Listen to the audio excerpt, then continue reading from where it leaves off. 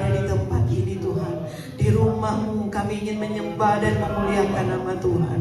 Kami mau bersyukur atas setiap kemurahan dan kebaikan Tuhan yang sudah kami alami di sepanjang minggu ini. Bapa, di dalam nama Tuhan Yesus, tidak ada yang dapat kami berikan selain kami hanya mau menyembah, memuliakan nama Tuhan dengan hidup yang kudus di hadapan Tuhan. Biarlah sepanjang ibadah ini kami mau serahkan ke dalam tangan Tuhan. Dari awal, pertengahan hingga tamatnya, Tuhan ada bersama dengan kami. Roh Kudus ada di tengah-tengah kami, mengurapi kami, setiap kami yang ada, terutama mereka yang melayani Tuhan, baik WL, singer, pemain musik, terutama hamba-Mu yang akan menyampaikan kebenaran firman Tuhan. Tuhan urapi dan Tuhan berikan hikmat daripada Allah sendiri, sehingga ibadah kami ini kami pulang membawa berkat yang sempurna daripada Allah sendiri. Terima kasih Tuhan, kami akan buka ibadah ini di dalam nama Tuhan Yesus, Tuhan dan Juru Selamat kami. Haleluya, amin. Haleluya, tetap bangkit berdiri. Sebelum kita lebih lagi untuk memuji memuliakan nama Tuhan, kita bersorakan haleluya bukan hanya 4 kali, bukan hanya 3 kali, tapi 4 kali yang paling dahsyat untuk Tuhan kita. Amin. 2, 3. Haleluya, haleluya, haleluya, haleluya. Berikan kemuliaan sorak-sorai untuk Tuhan kita. Bersorak-sorai. Haleluya. Amin.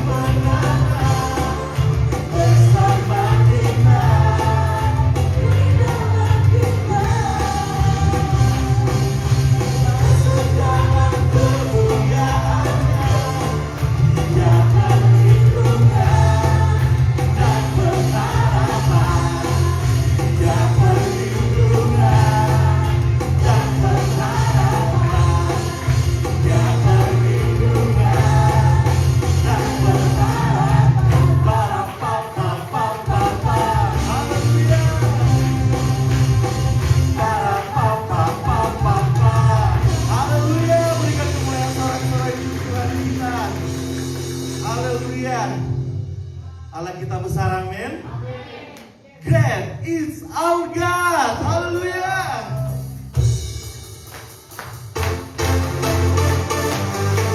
Dialah yang besar, amin.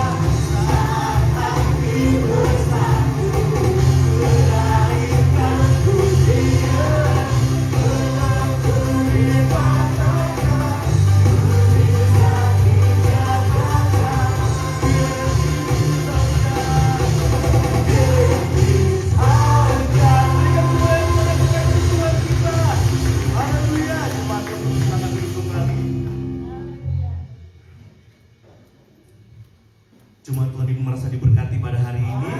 Yang merasa diberkati boleh lambaikan tangan. Haleluya. Sama-sama kita katakan, aku diberkati. Amin.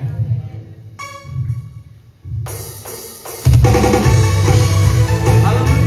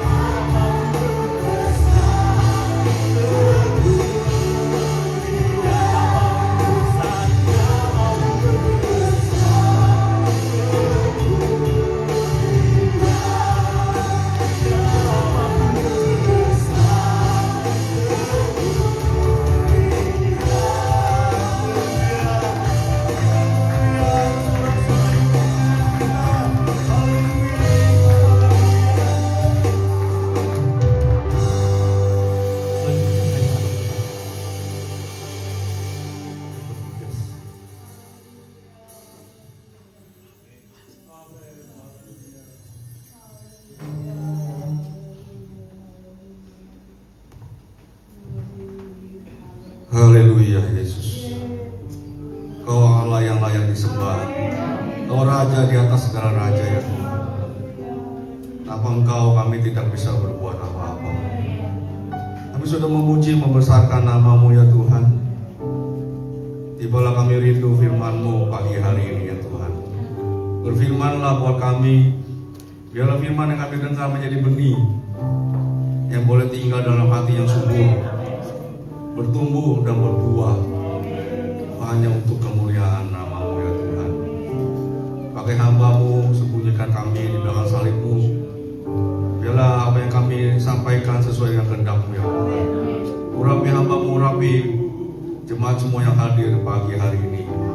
Biarlah kami semua diberkati oleh Engkau, dikuatkan, dihiburkan, diberikan jalan keluar sesuai dengan janji firman-Mu ya Bapa.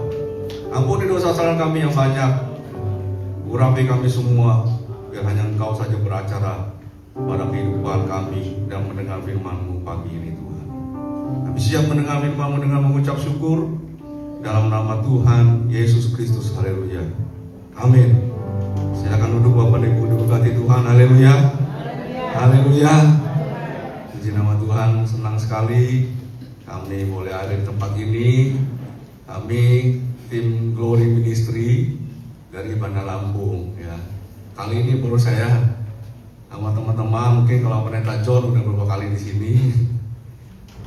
Saya sama Pak Pendeta Erwin, ada Pendeta Stuart yang menemani kita semua pada kesempatan ibadah pagi hari ini. Kita dari tim Glory Ministry, pelayanan kami, kita setiap hari Senin ada doa, ada ibadah doa di rumah saya setiap hari Senin jam 7 malam sampai jam 9. Itu saya udah buat di rumah saya sekitar dari tahun 2000 sampai hari ini. Jadi udah 25 tahun berjalan. Dan puji Tuhan, Tuhan masih kasih kesempatan kita boleh beribadah. Nama saya Dani Salim, dan pelayanan Glory Ministry biasa kita ke daerah, ke desa-desa, keluar kota juga, ya melayani Tuhan gitu ya. Jadi emang itu program Glory Ministry seperti itu, pelayanan keluar-keluar. Dan kami semua juga ada pelayanan di radio. Kita ada radio rohani di Lampung, ada namanya Hotline. Itu hari Jumat jam 7 sampai jam 8 setiap hari Jumat. Jadi itu sedikit perkenalan. Dan saya namanya Dani Salim. Saya punya anak 5 ya, punya anak 5. Sebenarnya saya nggak pengen punya anak sampai 5 sih ya. Kalau orang dulu mungkin kata orang dulu punya anak banyak rezeki ya. Kata orang dulu seperti itu. Mungkin orang dulu anaknya bisa 10, 12. Istri saya satu keluarga saudaranya ada 11. Istri saya orang Pontianak, Puntian.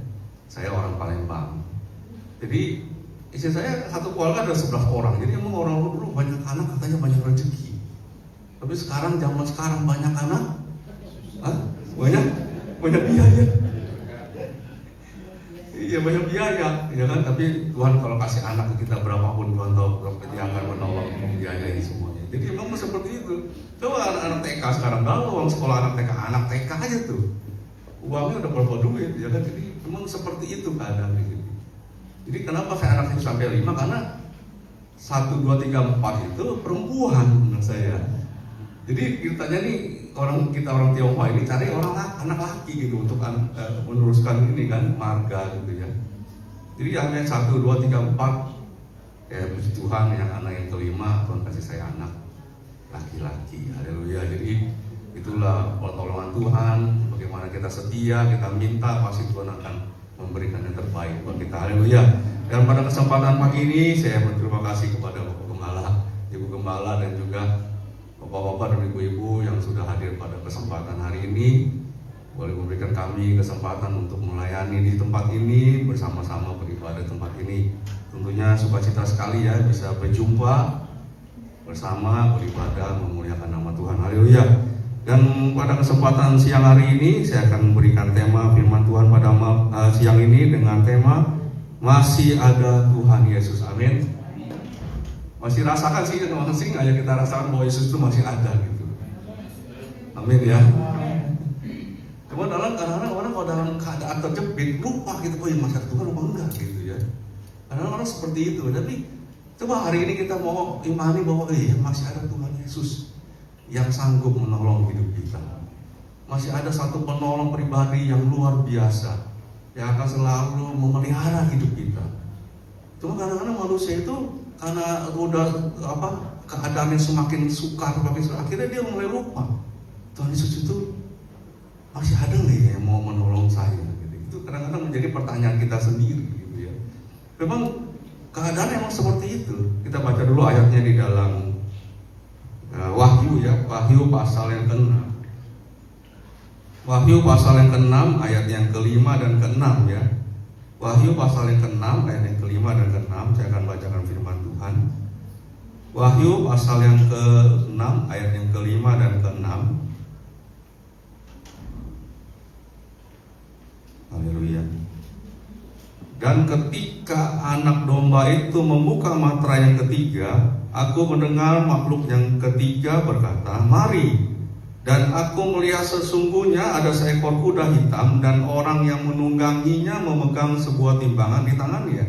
Ayat 6, dan aku mendengar seperti ada suara di tengah-tengah keempat makhluk itu berkata, "Secupak gandum sedinar dan 3 cupak jelai sedinar. Tetapi janganlah rusakkan minyak dan anggur itu." Haleluya. Jadi kalau kita bicara kitab Wahyu itu adalah kitab yang akan, pewahyuan itu yang akan terjadi di dunia ini. Bahwa dikatakan apa? Akan terjadi masa yang sukar. Ya, kuda hitam itu bicara kelaparan yang luar biasa. Di situ dikatakan secupak gandum sedinar, 3 cupak jelai sedinar. Jadi memang keadaan dunia akan semakin sukar. Kalau bicara sedinar adalah bicara orang hidup selama 1 hari kerja itu untuk makan 1 hari. Rasakan nggak sih hari-hari ini? Kalau ibu-ibu mungkin ya kalau ke pasar gitu dulu mungkin 10 tahun yang lalu atau 15 tahun yang lalu bawa uang 100.000, kita bisa bawa apa kalau kita belanja di pasar gitu ya? Mungkin kita bisa pakai tangan angkat barang itu, bisa mungkin pakai begini. Karena cukup berat gitu ya, beli ayam, beli daging, bumbu, bawang, segala macam. Saya sering antar istri juga ke pasar, dia yang belanja, saya di belakangnya, bagian ngangkat barang gitu. Dia belanja main-main kasih ke saya aja, itu belanja nggak rasa jalan gitu ya. Biasa kalau ibu-ibu belanja kan nawarnya selisih 1.000 aja, cari di ujung gitu dia. Jadi kalau itu begitu kan, yang ketawa kayaknya sering dia. Dan istri saya juga begitu, mana nih? Gitu. Berapa duit? Bawang 33, di situ tuh 32,5. Kita ke situ aja jalan. Dia nggak tahu suaminya udah pegang tangan kanan, udah banyak barang yang dibawa. Dia tetap aja begitu sampai ke ujung akhirnya. Kalau dulu mungkin 100.000 kita bisa bawa cukup banyak ya. Tapi coba kita sekarang 100.000 ke pasar, mungkin pakai 2 tangan ini tuh udah cukup angkat kita. Karena saking sedikitnya kita dapat barangnya. Itu pertanda bahwa uang itu semakin hari semakin kecil nilainya. Jadi akan terjadi itu secupak gandum sedinar, 3 cupak jelai sedinar juga. Jadi memang keadaan itu akan seperti itu pasti seperti itu. Saya ada buka toko plastik, toko terpal. Semenjak perang Amerika Iran ini, minyak mentah naiknya cukup tinggi. Memang plastik bahannya dari minyak mentah. Itu sampai naik 40%. Coba tuh. Jadi yang plastik biasa sekilo cuma 20.000, plastik yang kita bilang plastik es itu, sekarang udah naik sampai 40.000 sekilo. Sekarang orang pelit pakai plastik. Ini pelit, malah ada yang di YouTube itu orang bercanda-bercanda beli baju di mall pakai daun pisang. Saking ngiritnya kantong plastik pakai daun pisang. Jadi emang plastik itu naiknya tinggi. Sampai hari ini ada turun, tapi nggak bisa banyak turunnya. Nggak mungkin bisa balik ke seperti semula. Apalagi beberapa hari yang lalu, tanggal 10 kemarin, Pertamax naik 4.000 per liter, coba berapa persen? Itu kalau berperang itu seperti ini keadaan ya, maka nanti Pertalite pun bisa antara hilang atau naik di harganya. Itu emang seperti itu, kita nggak bisa mungkiri. Emang firman itu sudah seperti itu dan itu akan terjadi, pasti terjadi. Kita puji Tuhan, kita punya Allah yang luar biasa, yang sudah memberitahukan bahwa ini akan terjadi. Banyak kalau udah namanya begini, banyak komentator televisi, ini harus begini, ini menteri keuangan begini, menteri semua, waduh kalau komentator hebat semua. Tapi nggak pernah ada solusi, nggak pernah ada solusi. Itulah bedanya firman Tuhan dengan keadaan dunia sekarang ini. Secupak gandum sedinar, harganya 3 cupang jelai sedinar juga. Tapi kalau di firman Tuhan ada solusinya. Kita baca tadi dari ayat yang Wahyu 6 ayat yang ke-6. Dan aku mendengar seperti ada suara di tengah-tengah keempat makhluk itu berkata, secupak gandum sedinar, 3 cupak jelai sedinar. Tetapi janganlah rusakkan minyak dan anggur itu. Ini solusinya.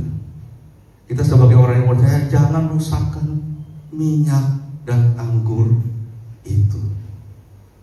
Bicara minyak, bicara Roh Kudus, bicara anggur, bicara Tuhan Yesus Kristus. Jadi dunia boleh seperti apapun, sebodoh, yang penting kita tetap setia sama Tuhan. Jangan rusakkan hubungan kita dengan Tuhan. Cuma terkatakan apa? Di luar Tuhan kita tidak bisa berbuat apa-apa. Nggak bisa. Terkutuklah orang yang mengandalkan manusia dan kekuatannya sendiri. Diberkatilah orang yang mengandalkan Tuhan. Jadi memang dunia pasti akan sukar, pasti. Itu udah pasti. Itu udah pasti. Pengangguran di mana-mana. Coba sekarang cari anak-anak muda cari kerja, kamu nggak susah. Susahnya minta ampun. Anak saya 4, 1 udah kerja, udah jadi warga negara Australia, dia kuliah di situ. Sekarang jadi wartawan, udah 7 tahun kerja di Australia, jadi wartawan ABC atau ABC News, pemerintah punya, udah 7 tahun dia.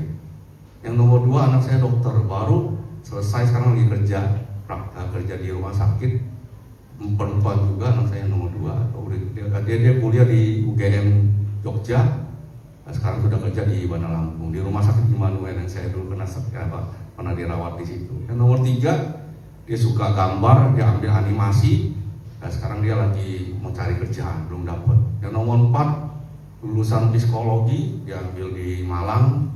Dan dia lagi kerja di sekolah luar biasa. Dia emang suka anak-anak psikolog kan. Yang anak saya yang keempat, yang kelima ini yang masih baru kelas 2 SMA. Ini mau naik kelas 3. Jadi memang susah sekali cari kerja. Sudah dapat kerja pun kadang-kadang gaji yang sepas-pasnya itu 3 atau 4 juta habis untuk itu aja tuh.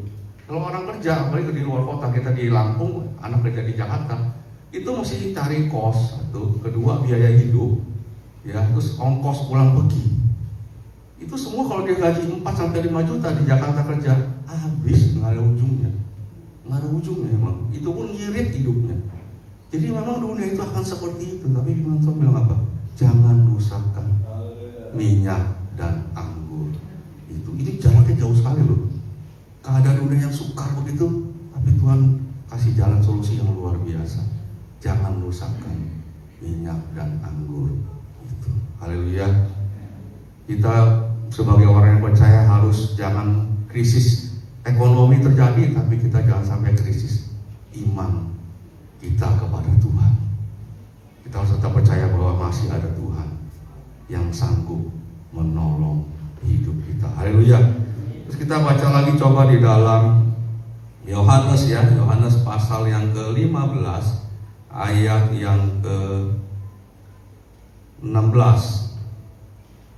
Yohanes pasal yang ke-15 ayat yang ke-16. Bukan kamu yang memilih aku, tetapi akulah yang memilih kamu. Dan aku telah menetapkan kamu supaya kamu pergi dan menghasilkan buah, dan buahmu itu tetap, supaya apa yang kamu minta kepada Bapa dalam namaku diberikannya kepadamu. Haleluya. Orang kalau baca ayat ini sukanya yang urutan 3. Supaya apa yang kamu minta kepada Bapa dalam namaku diberikannya kepadaku. Amin. Amin semuanya. Kalau namanya doa diminta dijawab pasti senang gitu. Tapi kita lupa di depannya itu dikatakan apa? Bukan kamu yang memilih aku, tetapi akulah yang memilih kamu, dan aku telah menetapkan kamu supaya kamu pergi dan menghasilkan buah, dan buahmu itu tetap, supaya apa yang kamu minta kepada Bapa dalam namaku diberikannya kepadamu. Haleluya. Bukan kita yang pilih, tapi Tuhan yang pilih kita.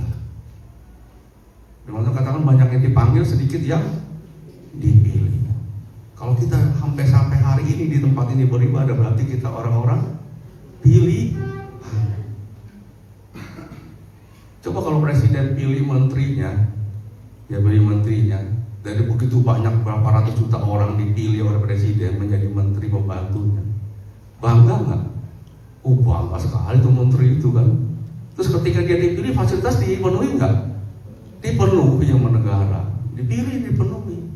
Apalagi kita yang milih ini bukan cuma sebatas manusia, yang pilih kita ini Tuhan yang Maha Kuasa, Yesus Kristus. Kira-kira kebutuhan kita dipenuhi nggak? Dipenuhi pasti dipenuhi. Karena firman Tuhan, bukan kamu yang memilih, tapi akulah yang memilih. Tuhanlah yang memilih kita. Kalau Tuhan pilih pernah salah nggak? Nggak pernah salah. Presiden pilih menterinya pernah salah nggak? Salah terus. Ya korupsi banyak. Ya kan, pilih ketua MPG, kepala MPG, aduh hancur kayak begitu. Maka saya sampai ke anak-anak makannya dari tempe segini, terus segini. Aduh, tangan itulah. Tapi kalau Tuhan yang pilih kita, dia nggak pernah salah pilih. Nggak pernah salah pilih. Dan kalau dia sudah pilih kita, dia akan berkati kita, dia akan pelihara kita, dia akan sertai kita sampai kesudahan zaman. Itu janji Tuhan. Makanya kalau kita udah dipilih Tuhan, jangan keluar dari pilihan Tuhan. Kita harusnya bersyukur ya Tuhan, aku sudah dipilih Tuhan menjadi anakmu. Dan aku percaya, secupak gandum sedina, 3 cupak jelai sedina, tapi aku mau tetap setia sama Tuhan. Karena Engkau sudah pilih saya. Dan saya percaya Engkau akan selalu menyertai hidup saya. Itu ketika Daud dipilih menjadi raja. Coba kalau proses dia dipilih jadi raja, Raja Samuel, Nabi Samuel disuruh Tuhan cari raja untuk menggantikan Saul. Itu kakak-kakaknya Daud bukan orang-orang sembarang gitu, gagah perkasa, waduh jago perang. Tapi Tuhan bilang bukan ini yang saya mau dia jadi raja, bukan. Ditanya lagi sama bapaknya Isai, masih punya anak lagi kan? Ada tuh di ujung, jadi gembala dia. Dia coba tuh dipanggil lah Daud, masih kemerah-merahan, masih muda. Dan Tuhan bilang apa kepada Samuel? Inilah yang aku pilih menjadi raja. Coba tuh, Tuhan nggak lihat kita punya kemampuan, Tuhan nggak lihat kita punya apa yang hebat, tapi Dia lihat hati kita. Daud dipilih karena dia punya hati yang mengasihi Tuhan. Jadi kalau kita dipilih oleh Tuhan, dia nggak pernah salah milih, karena dia tahu hati kita yang begitu setia sama Tuhan, dan hati kita yang mau dibentuk oleh Tuhan. Itulah orang-orang yang dipilih Tuhan. Daud dipilih Tuhan, dipakai Tuhan, diberkati Tuhan, menjadi raja yang luar biasa. Karena Tuhan tidak pernah salah memilih. Amin. Jadi saya mau tegaskan di sini, kita semua sudah dipilih oleh Tuhan, dan Tuhan tidak pernah salah memilih. Dan kalau kita dipilih Tuhan, percayalah, Dia akan selalu menyertai hidup kita di kondisi apapun. Baik sakit, bergumulan berat, apapun Dia pasti kasih jawaban. Asalkan apa? Jangan rusakkan minyak dan anggur itu. Terus setia sama Tuhan. Pasti ada pertolongan Tuhan yang terus menyatakan hidup kita. Haleluya. Pertama di ayat yang ke-16 tadi, 15, bukan kamu yang memilih aku, tapi akulah yang memilih kamu. Dan aku telah menetapkan kamu supaya apa? Kamu pergi dan menghasilkan buah. Dan buahmu itu tetap. Kalau buah itu tetap, berarti musim nggak musim pun tetap berbuah. Itu namanya buah tetap. Orang yang berbuah tetap adalah orang yang konsisten. Komitmen boleh, tapi ketika kita melayani apa yang kita komitkan, kita harus apa? Konsisten. Harus konsisten. Kalau saya buka toko, saya ada buka toko kan. Kalau saya buka toko hari ini, saya buka toko jam 8 pagi. Terus saya tunggu-tunggu, belum ada yang belanja. Saya lihat ada yang belanja, saya lihat jam berapa ya? Jam 11. Oh, berarti kalau saya buka jam 8, yang belanja jam 11. Berarti saya besok buka jam 11 aja deh. Daripada saya nunggu 3 jam, ngapain juga, capek kan? Saya buka jam 11, ternyata yang saya tunggu-tunggu lagi, jam 2 yang baru ada yang belanja. Besok saya ganti lagi, jam 2 saya baru buka toko. Kira-kira yang belanja bingung gak? Ini bapak ini dagang mau dagang teman main nih kan. Entar buka jam 9, entar buka jam 10, entar buka jam 2, entar nggak buka gitu ya, bingung belanja ini dagang atau main-main. Jadi orang itu berarti apa? Nggak konsisten. Kalau konsisten itu buka jam 8, mau dagang, mau rame, mau nggak jam 8 buka, jam tutup jam 5, itu namanya konsisten. Jadi kalau kita bilang tadi apa saja yang kamu minta dalam namaku diberikannya kepadamu, kita harus apa? Konsisten. Kita punya pergumulan nih. Tuhan, saya komit Tuhan. Kalau Tuhan jawab pergumulan saya, sakit saya sembuh, saya mau setia sama Tuhan. Waduh, semangat sekali kan waktu itu kan. Tuhan kasih sembuh, kasih usahanya lancar, Tuhan kasih berkat. Besok dia udah berkati, udah sembuh, dia lupa sama Tuhan. Cuma kadang dia komitmen aja. Ketika itu dia tanya, datang ke Bapak Gembala, Ibu Gembala, Pak, Gembala doain saya ya, saya punya pergumulan gini. Iya, Pak, saya komit, nanti kalau saya udah keluar dari masalah ini, saya mau setia, mau rajin ibadah di tempat ini dan melayani Tuhan. Oh, Bapak Gembala senang sekali, Ibu Gembala senang sekali, udah bertumbuh ini kan. Setelah dijawab doanya, disebutnya mana orangnya udah nggak kelihatan. Komit mah boleh, tapi nggak konsisten. Ikut Tuhan itu harus konsisten.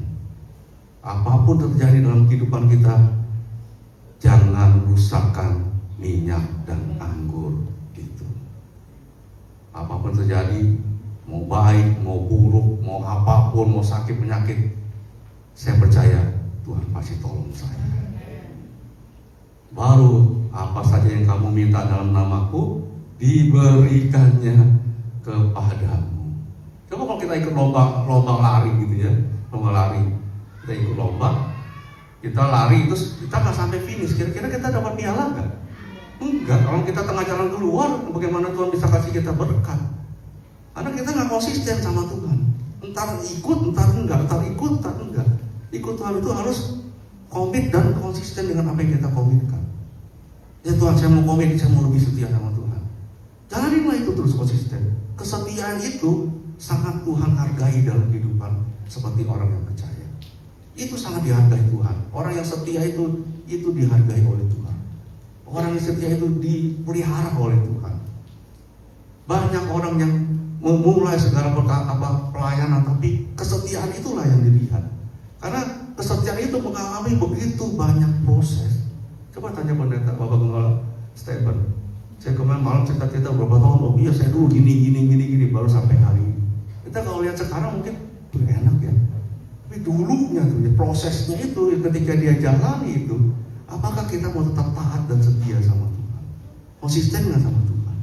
Kalau kita konsisten, percayalah apa saja yang kamu minta dalam namaku diberikannya kepadamu. Amin. Itu yang Tuhan mau hari-hari ini. Ekonomi boleh seperti apapun terjadi nggak apa-apa, tapi saya mau tetap percaya bahwa Tuhan sanggup menolong hidup saya. Peganglah iman itu yang kuat. Jangan sampai kita krisis oleh iman. Ketika kita mulai krisis itu, maka kita akan jauh dari Tuhan dan kita akan semakin buruk dan semakin buruk. Jadi kita tahu kita ini dipilih oleh Tuhan. Kita harus konsisten. Kalau kita konsisten, percayalah pergumulan kita pasti akan dijawab oleh Tuhan. Amin. Saya akan bawakan 2 contoh di tempat ini bagaimana kisah yang Tuhan lakukan dalam kehidupan orang-orang yang selalu setia bersama dengan Tuhan. Kita pertama buka di dalam Markus pasal yang ke-5. Markus pasal yang ke-5 ayat yang ke-25. Markus pasal yang ke-5, ini ayat ini sering kita baca ya. Markus pasal yang ke-25 ayat yang ke-5, pasal yang ke-5 ayat yang ke-25. Adalah di situ seorang perempuan yang sudah 12 tahun lamanya menderita pendarahan. Ia telah berulang-ulang diobati oleh beberapa tabib sehingga telah dihabiskannya semua yang ada padanya. Namun sama sekali tidak ada faedahnya, malah sebaliknya keadaannya makin buruk. Dia sudah mendengar berita tentang Yesus, maka di tengah-tengah orang banyak itu ia mendekati Yesus dari belakang dan menjamah jubahnya. Sebab katanya, asalku jamah saja jubahnya, aku akan sembuh. Seketika itu juga berhentilah pendarahannya dan ia merasa bahwa badannya sudah sembuh dari penyakitnya. Amin. Ayat yang ke-25, adalah seorang situ perempuan yang 12 tahun pendarahan, menderita pendarahan. Jadi kalau dapat 12 tahun pendarahan, itu bukan main-main lagi penyakit. Kalau ibu-ibu yang tahu lah ya bagaimana pendarahan itu, kalau coba sebulan nggak berhenti pendarahan, lemes. Di samping lemes, kepikiran juga. Itulah kalau pendarahan. Jadi ini ibu ini sudah, perempuan ini udah 12 tahun pendarahan. Terus apa yang dilakukan? Ayat yang 26, ia telah berulang-ulang diobati dan oleh berbagai tabib, sehingga telah dihabiskannya semua yang ada padanya. Namun sama sekali tidak ada padanya, malah berbalik, sebaliknya keadaannya makin memburuk. Orang kalau biasa sakit yang kayak seperti ini, wajar kok. Berobat kemana-mana itu wajar. Pasti teman-teman kasih info, di sini Pak, di sini, oh yang ini bagus, ini bagus. Kita pergi semua, berusaha supaya sembuh. Sama seperti perempuan ini, mau kemana-mana dia. Akhirnya apa? Sudah habis hartanya. Hartanya habis, penyakitnya nggak sembuh juga. Tambah pusing, mau kemana? Kayak udah tidak ada pengharapan. Ini yang terjadi pada perempuan pendarahan. Jadi dia sudah berusaha kemana-mana, sudah habis semua hartanya. Ayat 27, dia sudah mendengar berita-berita tentang Yesus, maka di tengah-tengah orang banyak itu ia mendekati Yesus dari belakang dan menjabah jubahnya. Ia sudah mendengar berita-berita tentang Yesus. Kita kan kadang-kadang gitu juga sih. Oh, kita kan di gereja sering dengar firman, oh ya Yesus itu luar biasa. Kita sering mendengar, sering. Cuma ketika kita masalah kita udah yang kita hadapi lebih besar ya, udah seperti ini, kita kadang lupa kita. Ternyata ada pribadi yang masih luar biasa, yang sanggup menolong hidup kita. Karena kenapa? Karena kita pikirannya cuma masalah itu aja, masalah. Kita lupa bahwa ada pribadi, masih ada Tuhan Yesus yang sanggup menolong saya. Akhirnya kita fokus apa? Mencari ke orang-orang lain, ke sini, ke situ, cari yang kita berusaha sendiri lah. Kita lupa bahwa ada pribadi itu Yesus Kristus, masih ada Tuhan Yesus yang berkuasa, yang sanggup menolong hidup saya. Itu yang kadang-kadang ketika kita mengalami pencobaan, ujian yang berat, sakit penyakitnya, kita sendiri lupa. Akhirnya ibu ini perempuan ini sadar, oh iya, aku sering mendengar loh, oh Yesus itu luar biasa. Apa yang dilakukan? Ayat yang ke-28. Ketika ayat yang kedua, ia sudah mendengar, ayat 27, berita tentang Yesus, maka di tengah-tengah orang banyak itu ia mendekati Yesus dan dari belakang dan menjamah jubahnya.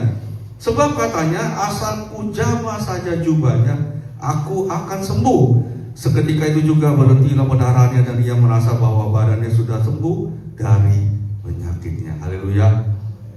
Dia langsung timbul imannya. Oh iya ya, ada pribadi yang luar biasa. Masih ada Tuhan Yesus yang luar biasa buat saya. Bapak-bapak dan ibu-ibu yang alami hubungan yang berat, jangan lupa bahwa masih ada penolong yang ajaib, Yesus Kristus, yang sanggup menolong segala apa yang kita gumulkan hari-hari ini. Secupak gandum sedinai, 3 jurang dan sedinai, jangan rusakkan minyak dan anggur itu. Jangan sampai kita krisis iman kepada Tuhan. Ibu perempuan ini ketika dia tahu, dia ingat bahwa ada Yesus, dia langsung timbul imannya dan dia berkata, asal ku jamah saja jubahnya, aku akan sembuh. Dia melakukan apa yang dia imani dan dia memperoleh kesembuhan daripada Tuhan. Dan seketika itu juga penyakitnya sembuh. Seketika itu juga. Jadi kalau kita mengalami beban berat, ingat masih ada pribadi yang sanggup menolong hidup kita. Jangan kita krisis iman kepada Tuhan, tapi kita terus percaya. Belum ada jawaban dari Tuhan, tapi kita tetap percaya bahwa Tuhan sanggup menolong saya. Tuhan kuatkan saya, Tuhan imani saya supaya tetap kuat, percaya kepada Engkau Tuhan. Dan ketika perempuan ini menjamah apa yang diimani, seketika itu juga penyakitnya sembuh. Masih ada Tuhan Yesus yang sanggup menolong hidup kita. Amin. Haleluya. Dan contoh yang kedua kita lihat di dalam Lukas pasal yang ke-5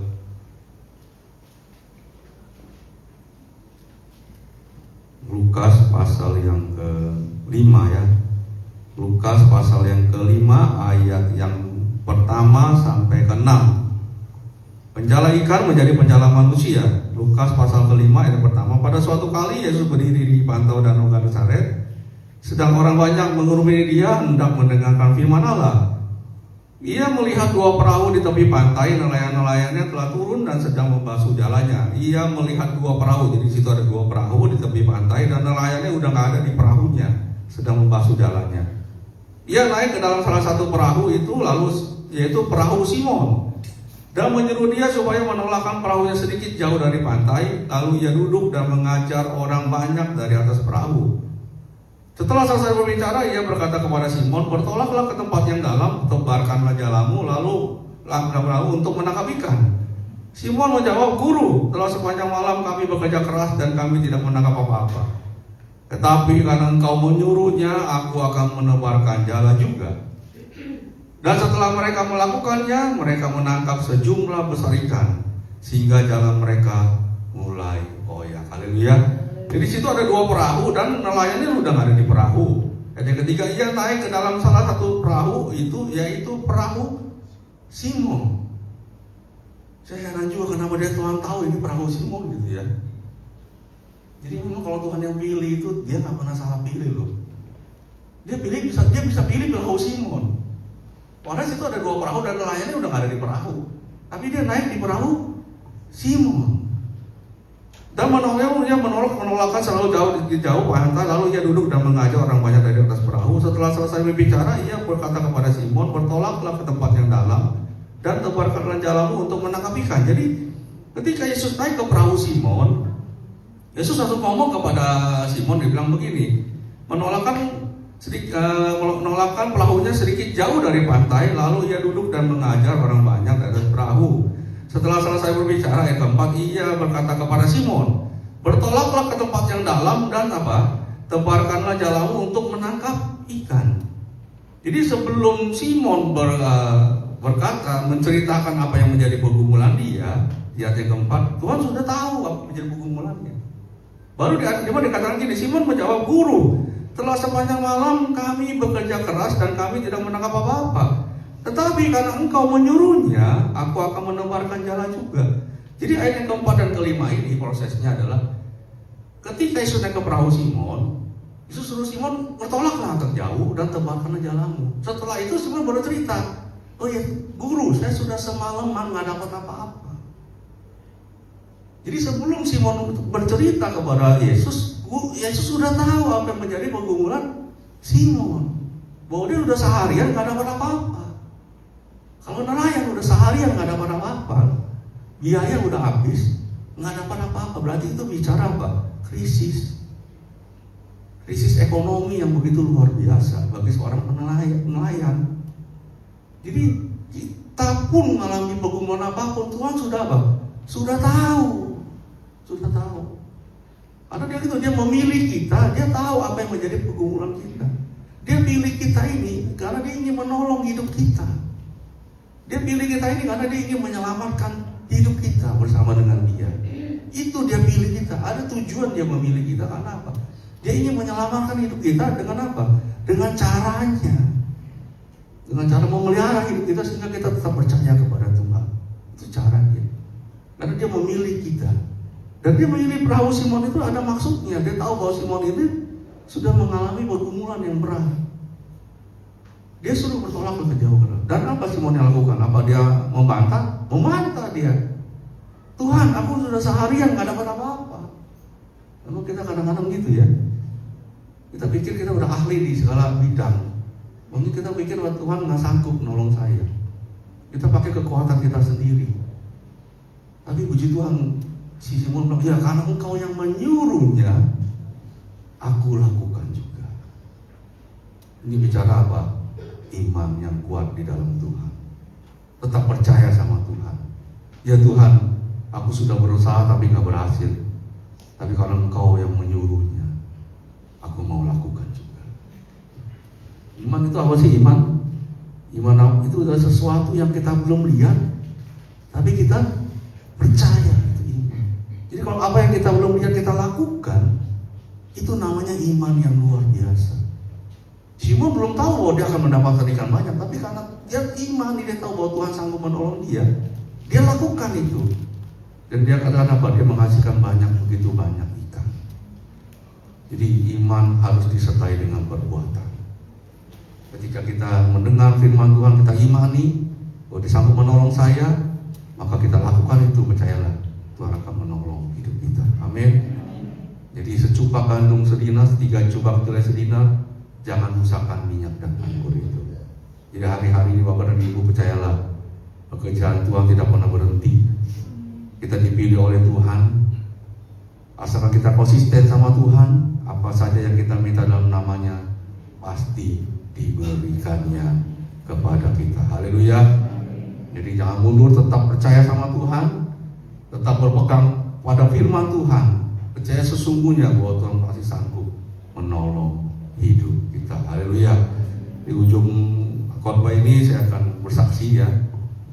Jadi saya di 2019 itu kan mendekati 2019 2020 itu kan Covid ya waktu itu ya. Jadi zaman Covid, jadi memang ekonomi banyak yang terhempas ya, banyak pengusaha besar mengalami yang namanya krisis ekonomi ya. Karena kan memang seperti itulah, selama 3-4 tahun itu nggak bisa bikin apa-apa. Tapi saya ada buka usaha, saya ini kan ada buka usaha toko, saya ada toko terpal. Saya kalau di Lampung saya ngampas juga keliling-keliling, bahwa saya ada 3-4 mobil gitu. Jadi saya usaha saya ini sudah dari tahun 94. Saya emang dari saya tinggal di Jakarta, saya besar di Jakarta, saya merantau ke Bandar Lampung, saya buka toko. Dari tahun 94 saya buka toko terpal plastik sampai hari ini. Jadi sudah mendekati 30 tahun lebih ya saya buka toko itu. Di tahun 94 saya mulai bisnis, saya jalan-jalan, Tuhan berkati usaha saya. Memang waktu saya datang saya belum percaya Tuhan. Saya masih agama Konghucu ya, Buddha. Tahun 2000 saya baru percaya Tuhan. Dari tahun 2000 ketika anak saya sakit, saya minta sama Tuhan, Tuhan kalau anak saya sembuh, saya percaya sama Tuhan. Tuhan kasih sembuh anak saya nomor 1 itu, dan saya dari situ saya setia, belajar setia sama Tuhan sampai hari ini. Jadi ketika itu saya tahun 2018 sebelum Covid malah usaha saya goyang, saya ada pakai uang bank sekitar 11 miliar saya pakai uang bank itu. Saya jaminin rumah saya ada 3, gudang ada 2, terus ada juga rumah-rumah yang aset-aset tanah yang saya beli, semua saya jaminin ke bank. Akhirnya bank mengucurkan dana sekitar 11 miliar. Yang berjalan waktu saya harus bayar bunga itu 1 bulan sekitar 100 juta lebih. Kalau dia 1% aja udah 100 juta, belum biaya hidup, biaya operasional saya semuanya ya hampir sekitar 200 lebih selama sebulan. Akhirnya berjalan waktu karena gangguan ekonomi ya, setelah itu saya mulai goyang. Akhirnya yang biasa saya belanja sama supplier utang 2 bulan, saya mungkin udah saya buka giro mundur. Akhirnya saya sudah mulai agak seret, saya mundur. Akhirnya supplier udah mulai berpikir ya bahwa mungkin usaha saya sudah mulai goyang. Biasalah ya kalau kita usaha kalau goyang itu cerita semua kemana-mana. Jadi semua tahu nih, oh toko ini udah mulai goyang ya, hati-hati, jangan kasih dia utang lagi atau jangan tambahin ini lagi ya, budget lagi. Jadi akhirnya berjalan waktu, karena sudah seperti itu tanpa supplier sudah nggak percaya lagi dengan usaha saya, akhirnya mulai menurun lah supplier saya mau support, sehingga dengan biaya sebesar itu saya mau nutupi biaya itu saya mesti ubah omset kan, supaya bisa profitnya itu nutupin biaya bunga sama biaya yang operasional. Karena supplier udah nggak supply barang, akhirnya saya sudah susah barang, sehingga akhirnya pelan-pelan akan modal token terus akhirnya ngalami yang namanya kebangkrutan. Itu yang saya alami. Hari-hari turun, akhirnya saya bangkrut.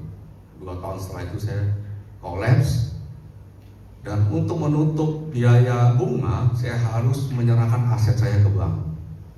Itu solusinya. Kalau saya nggak nyerahin aset saya ke bank, maka bunga itu nggak bisa berhenti dan saya akan terus dibebani oleh bunga ini setiap bulan 100 juta. Saya tuh sempat bertahan beberapa bulan aja, saya pakai apa yang saya ada, mobil saya jual. Mobil kayak Avanza tahun-tahun lama udah 130 40. Jual, tutupin bunga. Jadi jual mobil hari ini langsung bayar bunga bang, habis. Semua aset-aset saya kayak mobil-mobil niaga juga seperti itu, saya jual, saya bayar bank. Karena emang niatnya bayar bank. Akhirnya makin hari makin ini saya udah nyerah, udah stres berat. Udah saya bilang sama istri sih juga udah tahu kan. Akhirnya dia bilang udahlah, Pi kita serahin aja semuanya aset kita sama bank supaya bunga ini bisa berhenti. Jadi pas waktu penyerahan itu ya semua yang namanya kayak begitu ya masalah seberat seperti itu. Mungkin kalau orang berpikir kalau sakit mungkin, kalau saya sih pikir kalau sakit saya mungkin masih bisa bertahan. Tapi kalau udah masalah uang itu kan bebannya berat sekali. Coba kalau kita punya anak tiap pagi dia pulang sekolah, nih aku tadi ditagih loh belum bayar uang sekolah, kita rasanya gimana coba sebagai orang tua? Kan pasti bingung bayarnya pakai apa, sedangkan kita mungkin belum ada uangnya. Apa nanti baru ada uang, tapi anaknya udah nanya terus. Ya sama kalau kita bicara ekonomi seperti itu, bebannya lebih berat gitu ya saya alami. Akhirnya saya putusin saya serahkan ke bank. Jadi rumah semua yang saya tinggal itu udah punya bank. Saya udah punya lagi aset. Cuma saya dikasih kesempatan sama orang bank, Bapak boleh pakai rumah itu sampai laku. Jadi kalau rumah itu belum laku, Bapak nggak pindah nggak apa-apa, Bapak pakai aja sampai laku. Jadi saya berdoa supaya Tuhan rumah ini nggak laku lah ya. Kalau laku, kalau berdoa pas besok ada yang beli, saya bingung ya kan. Jadi saya berdoa Tuhan ini ya, supaya rumah ini jangan sampai laku terus Tuhan, sampai saya punya duit, saya bisa tebus. Itu pikirin berdoanya seperti itu. Jadi akhirnya begitulah. Akhirnya saya stres. Di samping stres saya juga malu. Saya kan udah pelayanan juga, udah melayani Tuhan gitu ya. Udah ikut pelayanan kemana-mana di tahun 2000 saya udah buka pelayanan. Saya bilang dalam hati saya sendiri, Tuhan ini gimana sih ya? Saya ini setia loh, menurut ukuran saya sih ya, saya setia. Kok Tuhan kasih saya kayak gini sih? Malu saya Tuhan. Apalagi saya cerita sama orang-orang yang gak percaya.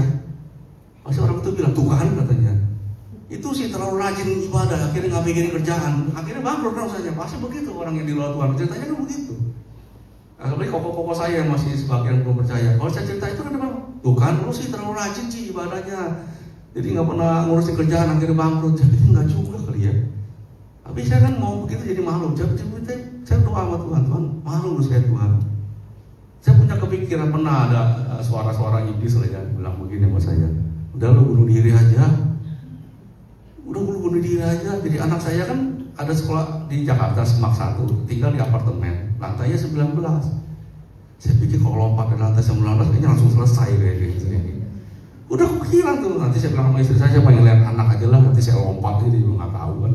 Ada jendela, udah kepikiran sama saya. Tuh ingatkan ke saya, lu nggak malu sama hamba-hamba Tuhan yang kamu sudah ajak-ajak melayani? Kok iman lu cetek amat, kata dia. Tuh ikut saya begitu. Oh ya Tuhan ampunilah saya. Akhirnya Tuhan kasih saya, waktu itu saya berdoa pagi-pagi biasa lah ya, kalau orang lagi banyak masalah lebih rajin berdoa. Saya juga begitu, saya juga begitu. Biasa doa jam 6, lagi anak-anak ibadah jam kadang ibadah jam 7 maunya kita. Tapi kalau lagi banyak masalah jam 4 udah doa gitu kan. Kenapa doa pagi kadang udah nggak bisa tidur. Ya gimana bisa tidur, masalah berat begitu. Jam 4 rajin kali berdoa, rajin udah. Tuhan emang jawab doa saya loh. Waktu saya berdoa jam 4 subuh itu, Tuhan datang nama saya, tangannya begini nih, tangannya begini, muka saya lihat putih begitu. Kalau orang Manado bilang, hei ngana, panggil begitu ya, agak keras gitu. Hei kamu, dia bilang begitu. Kamu ini apa sih? Dia bilang gitu. Saya dengar jelas sekali, saya dengar. Masa ada bikin ruang doa di atas kan? Saya dengar di situ. Sampai nangis, saya Tuhan datang, saya lihat wajahnya terang. Di tangannya begini nih, benar dua-dua tangan begini. Kamu ini apa sih? Baru gitu aja udah nyerah. Dia ngomong baru begitu aja nyerah. Saya ngomong, kok begitu ya? Terus dia bilang begini, dulu kamu ingat nggak? Kamu ini pernah saya kasih hidup lagi loh. Saya tahun 2016, saya pernah kena serangan jantung. Saya jantung, udah mati suri 45 menit saya di rumah sakit. Ini saya udah operasi bypass juga di Penang. Saya pernah mati 45 menit. Dan Tuhan kasih saya kesempatan hidup di tahun 2016. Tuhan ingatkan saya itu. Kamu itu hidup kamu saya udah kasih loh. Masalah duit aja kamu takut sama saya ini masih berkuasa loh. Jelas sekali saya dengar itu soal itu. Hidup itu saya udah kasih loh. Masalah makan aja kamu takut sama saya. Apa kamu nggak percaya sama saya? Saya akan jawab doa kamu. Gitu. Saya dengar kok Tuhan. Ampuni saya Tuhan. Dari situ saya udah percaya terserah Tuhan. Tuhan mau bikin apa terserah. Biasanya kalau orang bisnis ya udah bangkrut gitu. Kita mau ketemu sama orang udah takut sama kita. Takutnya apa? Mau pinjam duit ini kayaknya ini. Ini pasti mau pinjam duit orang ini. Coba kalau kita di warung punya utang banyak, coba ya kita warung banyak. Terkenal kita, terkenal apa? Terkenal minjemnya.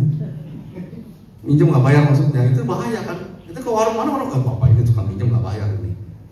Udah antara warung udah cerita kan itu tuh hati-hati tuh gitu. Sama kita bisnis juga begitu.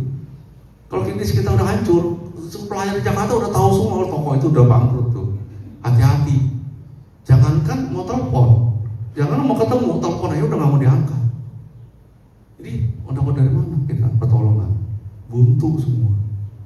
Dari mana? Nggak ada lagi. Tapi Tuhan, saya baca Tuhan pasti tolong saya. Jadi waktu itu dia datang itu saya ingat itu, ya masih ada Tuhan yang sanggup menolong saya. Kalau Tuhan berusaha kehidupan saya 45 menit, saya tahu ada maksud Tuhan di balik itu. Karena dia ingatkan saya itu. Akhirnya saya berkata terserah Tuhan. Saya datang di toko, ada ibu-ibu, utang saya udah 56 juta. Utang. Udah 15 tahun lupa. Saya juga udah lupa ibunya tuh di mana. Saya udah ikhlasin sebenarnya, udah terserah lah. Karena saya lihat orang itu nggak mungkin datang punya ibu ini. Nggak lama anaknya datang. Anaknya datang ketemu saya, kok? Iya, saya anaknya Ibu Buyung katanya. Ibu kenal nggak sama ibu? Oh ya kenal. Kenapa? Ibu katanya masih punya utang sama Koko ya. Oh iya, katanya 50 juta lebih kok. Terus dia titip uang 30 juta buat Koko. Tapi anggap lunas ya kok. Dia bilang begitu. Kenapa? Ibu udah sakit-sakit kok. Sakit jantung, sakit gula, sakit ini. Dia takut nanti kalau dia almarhum, jalannya tutup sama utang Koko katanya. Oh ya dia puji Tuhan ini. Oh dia masih ingat saya ini. Karena biasa kan kalau gitu kan, kalau banyak punya utang, kalau dia udah meninggal, takutnya jalannya nggak lancar gitu kan. Jadi dia mesti ikhlasin dulu ke orang-orang yang dia punya utang. Untung dia masih ingat sama saya. Dia datang ke setia 3. Puji Tuhan. Nggak lama ada teman lagi datang. Oh, saya dengar kok usahanya lagi ini goyang. Ya kenapa? Kok dia tahu ya? Saya ada dia 20 juta kok. Pakai aja kok. Saya nggak takut. Aku nggak takut saya nggak bayar. Nggak apa-apa kok kalau nggak bayar. Tuhan kirim orang loh untuk menolong saya. Jadi emang ya kalau kita mengandalkan Tuhan, Tuhan yang kirim orang untuk menolong kita. Amin. Kalau saya cari sendiri nggak ada jalan keluar, udah buntu. Mau ketemu siapa? Takut orang ketemu saya tuh. Buru-buru ketemu, teleponnya udah nggak mau angkat. Tapi kalau kita datang sama Tuhan, ya kita seperti Maria, dia tersungkur di kaki Tuhan. Tuhan kirim orang untuk menolong kita. Itu bedanya. Jadi kalau kita setia sama Tuhan, pergumulan boleh datang, Tuhan pasti sanggup menolong hidup kita. Nah hari itu saya pakai uang itu, saya pakai pelan-pelan. Udah kerja keras lah saya, terus gitu. Ya puji Tuhan, tahun kemarin Tuhan kasih saya berkat dari usaha saya yang kecil, dari saya mulai lagi nggak pakai uang bank, terus dari uang itu saya dikit-dikit pakai. Tuhan berkati saya seperti Tuhan berkati Ayub. Ayub gimana Tuhan bisa berkati Ayub? Dia dari habis semua sampai dia berkati 2 kali lipat. Bagaimana cara Tuhan? Manusia nggak bisa hitung-hitungan tuh nggak bisa ketemu rumusnya. Anak ternak-ternaknya beranak nggak ada yang mati, semuanya sehat-sehat. Itulah pekerjaan Tuhan. Manusia ilmu apapun nggak bisa bikin itu. Tapi kalau Tuhan bekerja, semuanya Tuhan bisa atur. Sama seperti saya, dikali uang segitu dikit 50 dari 11 miliar, cuma tinggal uang 70 juta, 80 juta, saya kembangin dikit-dikit. Emang Tuhan berkati saya itu. Saya nggak tahu cara Tuhan berkati saya nggak ngerti. Yang penting saya jalanin aja. Jualan terpal itu biasa. Berjalan waktu tahun kemarin, saya bisa tebus rumah saya 2 itu. Rumah saya tebus 2. Dan sekarang saya bisa tinggal dengan tenang. pakai rumah itu sampai hari ini. Jadi memang kalau Tuhan bekerja, dia pasti bekerja dengan luar biasa. Jadi jangan takut, masih ada Tuhan Yesus yang sanggup menolong kita. Yang penting kita ingat, oh iya masih ada Tuhan. Kadang-kadang kita ngalamin pulang, kita rasa pegel, capek. Tapi Tuhan ingatkan, masih ada Tuhan yang sanggup menolong hidup kita. Sakit apapun, pergumulan apapun, percayalah, Tuhan tidak pernah meninggalkan kita. Kalau kita juga konsisten, setia sama Tuhan. Haleluya. Jadi hari ini kita harus yakin dan percaya bahwa krisis ekonomi boleh terjadi dalam hidup kita, tapi kita jangan sampai krisis iman kepada Tuhan. Jangan tinggalkan, jangan rusakkan minyak dan anggur itu. Tetap setia. Belum ada jawaban, setia aja. Pasti Tuhan kirim orang menolong hidup kita dan semuanya akan baik-baik saja. Karena pertolongan Tuhan selalu tepat pada waktunya dan tidak pernah terlambat dan sempurna pertolongan Tuhan. Yang penting kita tetap setia dan kita berjalan tetap setia dan terus mengadakan Tuhan dalam segala aspek kehidupan kita, maka Tuhan akan selalu memberkati kita semua. Haleluya.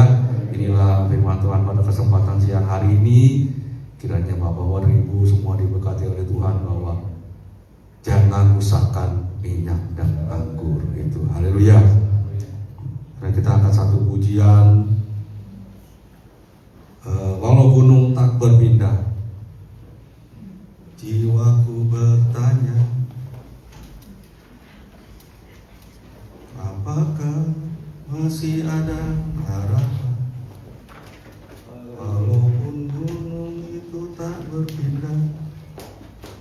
Haleluya.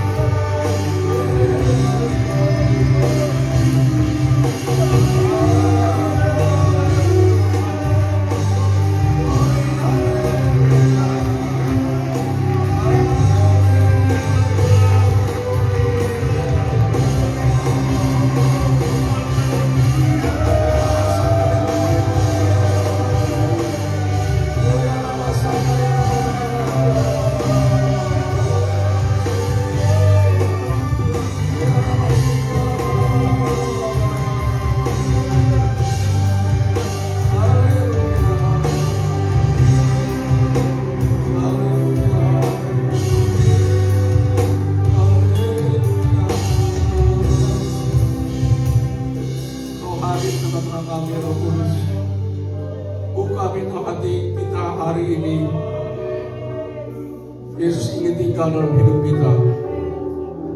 Pergumulan boleh ada, walaupun gunung belum berpindah, masalah belum berpindah, belum ada jalan keluarnya.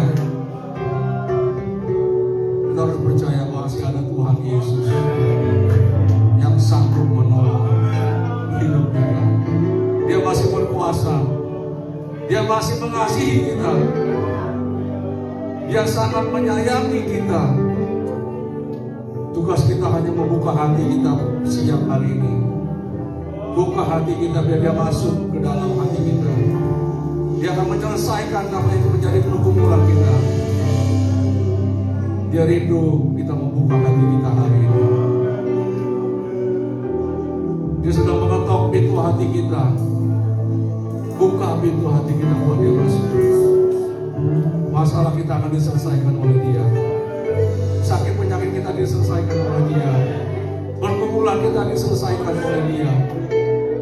Beban berat kita dijadikan jalan keluar oleh Dia. Dia masih terus bekerja buat kita hari ini. Haleluya Yesus. Kau baik Bapa. Kami bangga punya Engkau Allah yang luar biasa, yang selalu memperhatikan kami, melihat hidup kami, menolong hidup kami. Tiada yang pribadi yang seperti Engkau. Haleluya. Haleluya. Kau hadir di tengah-tengah kami. Kau hadir ya Bapa, terima kasih.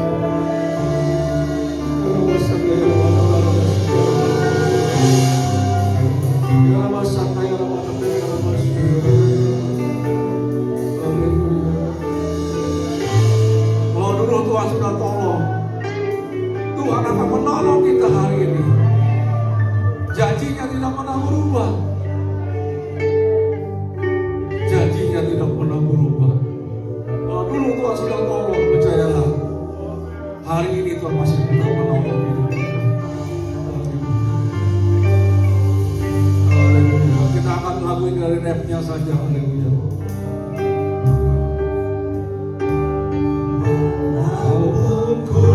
Saya serahkan pada Bapak Gembala.